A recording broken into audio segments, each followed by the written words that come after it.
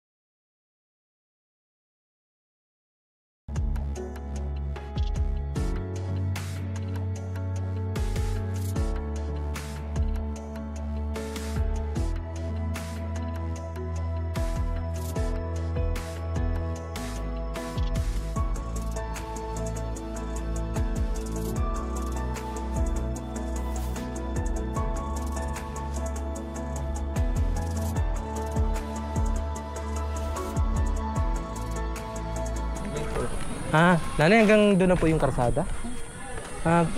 Pwede sana kami pumasok. Pwede pumasok tricycle? Pwede pumasok tricycle. Dito ba daan? Baka umulan mamaya. Paano?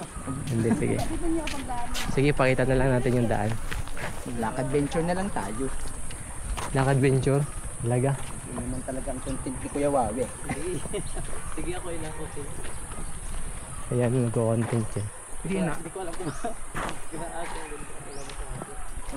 Kuya, yung tunog ng bata ka na yung gusto ko rito.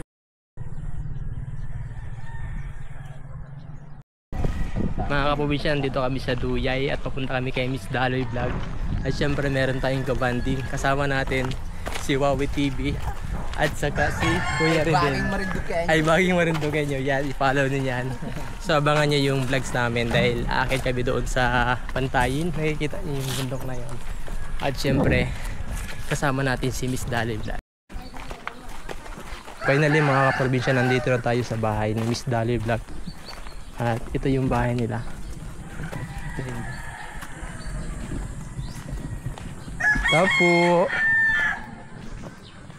Tapo. Walang aso dito. Tapo. Miss Daloy.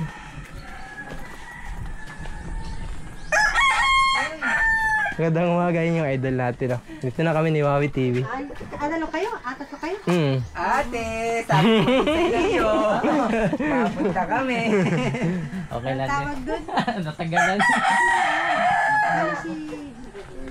Kala mo sa comment section. Si Redden. Si Redden, ang ay Baging Marinduqueño. Ka talaga namin. Anong tawag doon? Yang, bali sila nanay at tatay. Tsaka yung dahil na sa bundok. Ano naman din tayo doon muna kay ano? Ayaw, sa bundok tumandok. Muna tayo. Oo. Papunta kami ngayon mga kaprobinsya doon sa isa sa pinagkakakitaan o pagkabuhayan nila dito sa Duyay, yung pag-aalaga ng manok na kung tawagin ay 45 days. So naglalakad kami ngayon at talagang napakaaliwalas ng paligid dahil makikita naman natin na napakalulusog po ng mga punong kahoy dito. Meron po dito mga puno ng saging at ang pinakamarami talaga ay yung puno ng niyog na siya din po yung nagiging pangunahing hanap buhay ng mga taga dito, yung pagkukopras. So gusto rin sana namin na makakuha tayo ng konting video na may naglulukad dito, pero hindi tayo sigurado. Pero papunta tayo ngayon sa Manukan ni Ma'am Sahol. Nandun po sila sa una. Nandun po si Kuya Regine at si Wawi TV. Mga kabunsya, nandito na tayo sa Manukan ni Ma'am Sahol. Yun po yung Manukan. So sisilipin natin yung mga alaga niyang manok dito. Sa mga gantong lugar mga kaprobinsya, lalo na kung meron kang alagang mga manok, isa sa kalaban mo dito ay yung mga katulad ng ahas, yung puo ang tawag dito sa amin nun, yung may yellow ba na ahas na wala naman kamandag. Kasi sa mga gantong lugar, naaamoy nila yung mga ipot ng manok na siya yung nagiging tukso nila para puntahan yung mga gantong lugar. Lalong lalo na mga kaprobinsya, tabing ilog to, tapos ayan, makahoy. Kaya dito talaga namamahay at lugar naman talaga nila ito.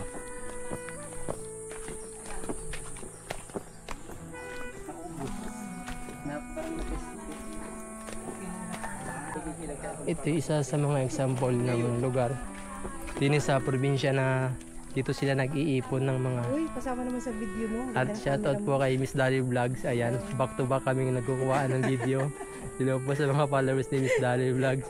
Sama ko na si si Reden. Kaway ka, Kuya Reden. Lagi marindo kayo nyo. Ito yung Manukan ni Ma'am Sahol. Pasok tayo. Pasok po kami. Para baga, yung followers mo, may followers pag kilala ka na. Para kung may iyan. At saka ang gusto ko yung pangunganga ng picture baga sa bayan. Parang gusto ko pumunta sa bayan at kumapin.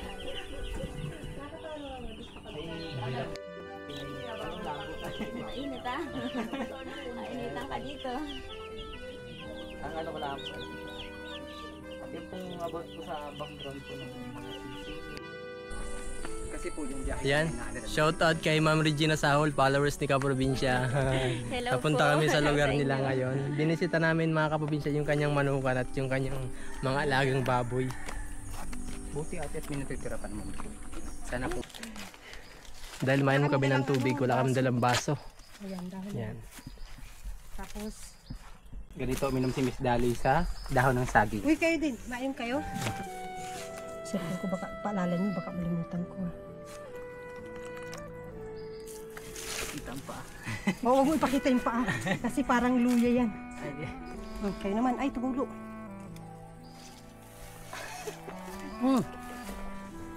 Kayo naman. Kung taga Marinduque ka, ganyan rin lang gumawa ng baso. Okay. Kaya ako'y taga bundok, ba't hindi ako marunong ito? Ano ka lagi dyan? Sige. Yan, maidom kita, digulpi ang uhaw. Kung taga-probinsya ka, paano ka uminom ng tubig? Paano ba ginawa ni Miss Dali din? Tutorial. Malusot yan. Malusot yan. Ano gagawin ko? Agaon. Nagpaturo tayo kay Miss Dali Vlog dahil siyang... Parang agaonan mo, para hindi siya. Ayun! Talagang basic lang sa kanya to. Labas na. Kaprobinsya. Oo nga. Ay, tumulo. Huwag na. Inumin na, inumin ko. Sarap. Muntik pong magtaktak. Ito yung ginagawa namin, alternative na baso sa tubig. Tubig na. Tubig sa baso. Tubig sa baso. So, Baso sa tubig. tubig. Hmm. Lagi ko gano'n naman kapag up to ng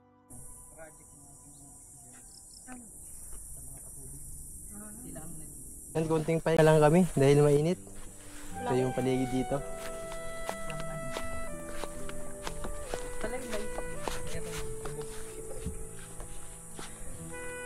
Isyon.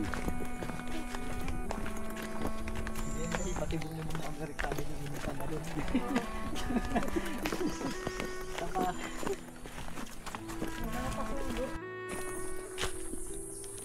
Pag nasa bundok ka talaga, marami kang madadaan ng tapahan.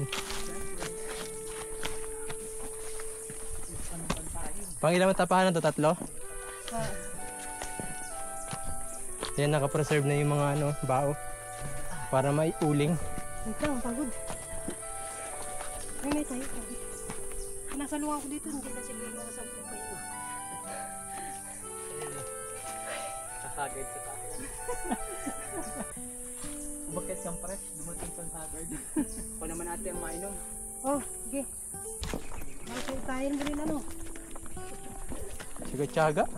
Kahit ako na si nanay.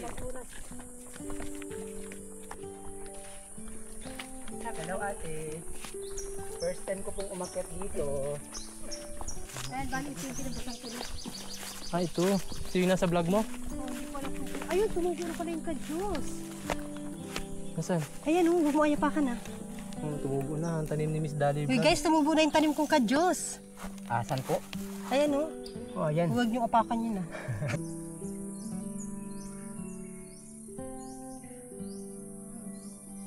Napakaganda nung palaisdaan nila dito, mga kaprobinsya. Mga tilapia.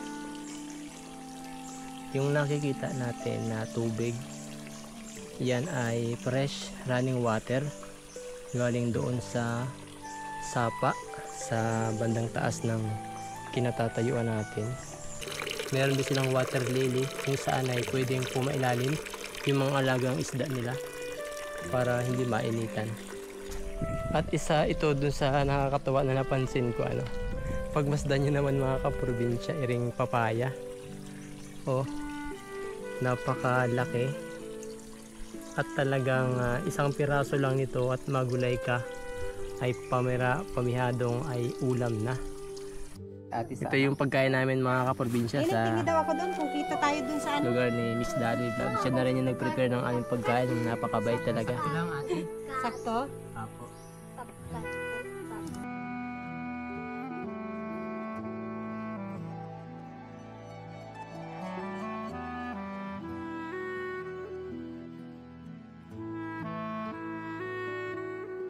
Ano ko to?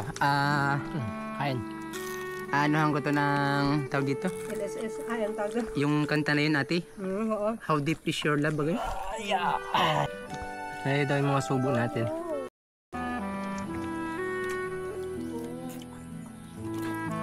LSS ka na. Kung ako, aray ko. May second time. Okay ka naman dito. Malay mo. Pag titingin ka sa camera ko, doon ka tumingin sa butas. Huwag kang tumingin doon sa screen. Kain. Kain. Choy. Kain kayo guys, mga followers natin dyan. Busog mo kanin. Kain Miss Dolly Vlogs. Kain tayo. Kay Kuya Wawi. Ayun, tapos na tayong kumain ng tanghalian. At ngayon ay pupunta naman kami sa farm ni Miss Dolly Vlog. Dito nga.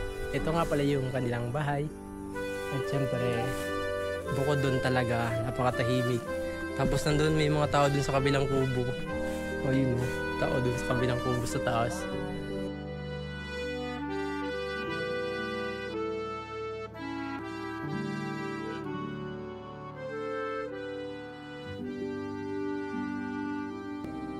Guys, tumubo na yung tanim kong kadyos.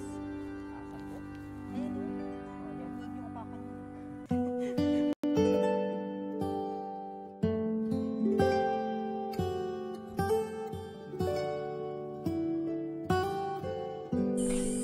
Hello mga bata! Ito anak ni Miss Dolly ito. Ito no? Ito pala.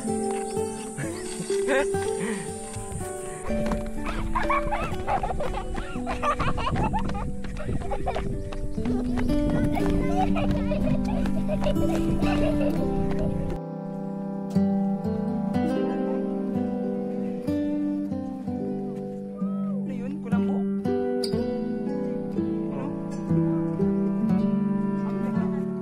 May bahay dito.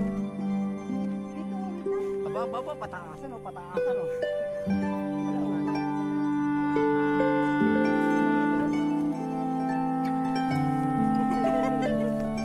Set up nila. Laban na hindi mo yung picture. Hindi ko matanaw dito yung barangay natin ah. Malayo na ito. Dito kayo sa likod, maupo lang ako din. Yan. Ayan, yun. Ganda. Ganda ate. Wait lang, may Nakulog na. Mukhang makulog na.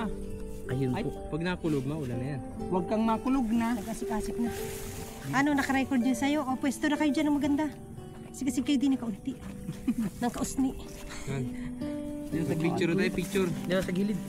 Ano? Gitna ka na, usog ka. Sa pa, kasi din, nakita.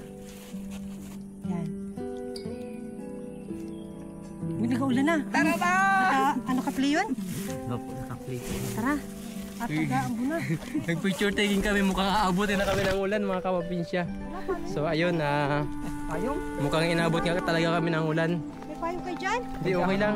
Maraming daw ng saging dyan. So ito yung dinadaanan ni Miss Daloy every time na pauwi at papunta siya dun sa Pantay kung saan siya nag-vlog. So ngayong time na to pauwi na kami. Ayan. Pero ba't hindi kayo nadaan dito pag ano? Matabi. Dito pala kami manitarin sa harap namin. Pero mainit pa kanina. Hindi ko kailangan ng saging. Hindi malakas yan. Tanong dito yung mga kabahayan dun sa Barangay Duyay.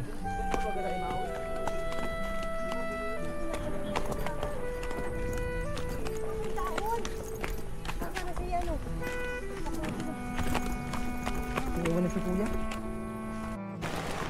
So ayun mga kaprobinsya, nabutan kami ng ulan at tumaba na kami. Ito yung ginagamit sa bukid kapag walang inabutan kayo ng ulan tapos syempre pagod kayo sa trabaho. Gumagamit ng dahon ng saging para maging pandong para hindi tayo mabasa.